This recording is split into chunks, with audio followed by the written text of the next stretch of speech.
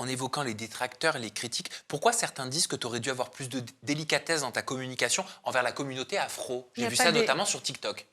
de la délicatesse. Est-ce que les détracteurs sont délicats?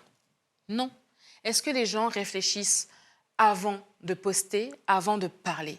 Moi, je me rappellerai toujours, il y a un moment quand j'ai trop percé, quand, tu vois, quand ta lumière fait mal aux yeux, tu commences à déranger. Il y a des gens qui travaillent dans la presse ou dans les médias qui m'ont dit, ouais, il y a des gens qui m'appellent, pourquoi toujours Kelly?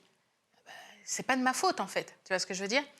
Et je me rappellerai toujours, il y a une nana qui faisait pas beaucoup de vues, tu vois, elle faisait des vues vite fait, elle était dans sa case. À partir du moment où elle m'a pris pour cible et elle a commencé à me critiquer, elle a commencé à faire des vues, ses vidéos ont commencé à être monétisées.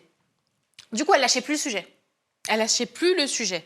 J'ai envie de dire, mais si tu veux, enfin, voilà, je suis dans ta tête, tu vas me faire payer un loyer, comme dirait Damso. En fait, te critiquer, te salir devenait sa source de revenus. Mais oui, c'est ce qui s'est passé. Puis ensuite, il y avait d'autres personnes qui faisaient des vidéos YouTube sur est-ce que vous avez vu la vidéo de la fille? Qu'est-ce que vous en pensez?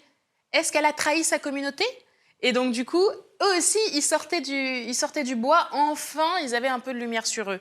T'as pas besoin de prendre la lumière de quelqu'un pour la mettre sur Et toi. ça s'appelle écraser pour briller. Mais oui, mais salir pour briller, ça c'est quelque chose, c'est un grand classique. C'est un grand classique. Je ne sais pas si c'est français, je ne sais pas si c'est féminin, un trait féminin.